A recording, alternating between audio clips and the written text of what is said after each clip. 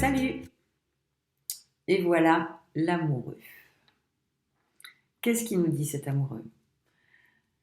Première chose, 6e jour, 2 fois 3, soit deux trinités qui se mettent l'une en face de l'autre et qui nous reproposent une réflexion autour de la dualité dans nos raisonnements qui ont quand même bien cheminé depuis le début de notre voyage le 1er décembre. Parce que la carte de l'amoureux, si on devait être trivial, on pourrait dire que c'est un petit peu être le cul entre deux chaises. C'est une carte qui, dans la conception de l'amour, tel qu'il est répandu le plus souvent, parle surtout de la notion de choix, de réflexion, de raisonnement, de discernement entre deux aspects. Alors, à l'intérieur de nous, on pourrait un petit peu résumer la question de l'amoureux en nous entre qu'est-ce qui va m'animer, qu'est-ce que je vais mettre en route chez moi face à telle ou telle situation, telle ou telle envie, tel ou tel rêve, tel ou tel projet. Qu'est-ce que je vais choisir de faire? Et surtout, on peut même pousser un petit peu plus loin en se demandant comment je vais choisir de le faire. Et c'est là où tout l'intérêt de cette carte, c'est de nous proposer de réfléchir d'où partent nos choix profonds. Et c'est en ça, peut-être, que l'amoureux est le plus révélateur. Parle-t-on d'un choix par peur ou d'un choix par cœur?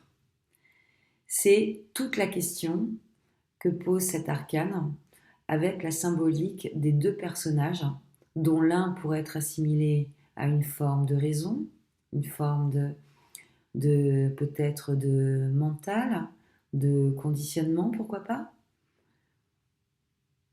Et l'autre pourrait être assimilé à un personnage plus ouvert, qui pour le coup parlerait vraiment d'un choix du cœur,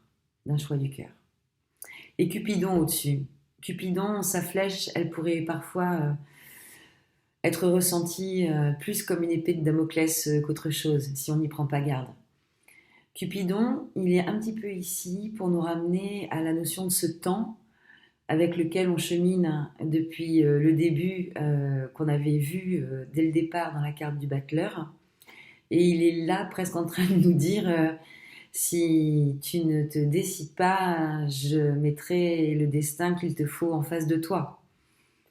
Et il est peut-être dans notre intérêt, et là ça c'est aussi tout le sens de la réflexion qu'on va mener à l'intérieur de nous-mêmes, c'est-à-dire d'aller procéder à quelques modifications de point de vue, quelques modifications dans nos vies, quelques élagages énergétiques, comme je dis parfois, avant de pouvoir, surtout avant que Cupidon ou Damoclès ne lâche sa flèche.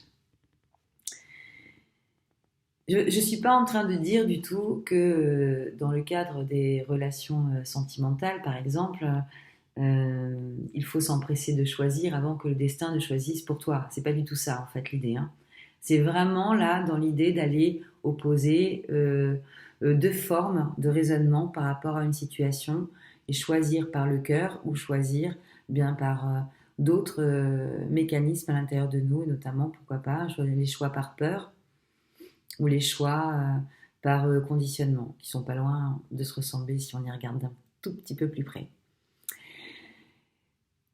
Jung disait « Ce qui ne s'exprime pas en mots s'imprime sous forme de destin » ou à quelque chose près, un truc comme ça. Et la carte de l'amoureux, elle pourrait vouloir nous dire ça, c'est-à-dire que si tu prends pas le taureau par les cornes à un moment donné, c'est peut-être le taureau qui va venir t'encorner. C'est-à-dire que plus tu vas rester dans des postures d'hésitation, plus je vais rester dans des postures d'hésitation, plus je vais avoir du mal à me prononcer, ou alors pire encore, je vais repousser le moment de me poser la question, d'accord, dans des processus de déni. Alors ça, On peut tous le faire, de ne pas aller voir finalement la première des questions à se poser. Et plus je vais être tentée par cette réaction, qui est souvent une réaction défensive quand ça bouge, et je crois savoir et comprendre et ressentir qu'en ce moment, ça bouge pour toi, comme ça bouge pour moi. Alors là, c'est peut-être le moment d'aller regarder pragmatiquement quelles sont les choses qui se mettent en face de ce choix de l'amoureux. Et puis d'aller regarder comment on va s'y prendre cette fois-là, face à ce qui pourrait ressembler peut-être à un dilemme. Comment on va l'organiser? Est-ce qu'on va aller choisir de répondre à cette question posée par l'amoureux de la même façon que ce qu'on a toujours fait? Ou est-ce qu'on ne profiterait pas de cette belle énergie là de fin 2019 pour essayer de faire un peu dans le nouveau? Bon, moi je vais essayer de faire dans le nouveau. Ouais, même pas peur. Enfin si quand même, mais on y va quoi. Eh bien à demain, je t'embrasse.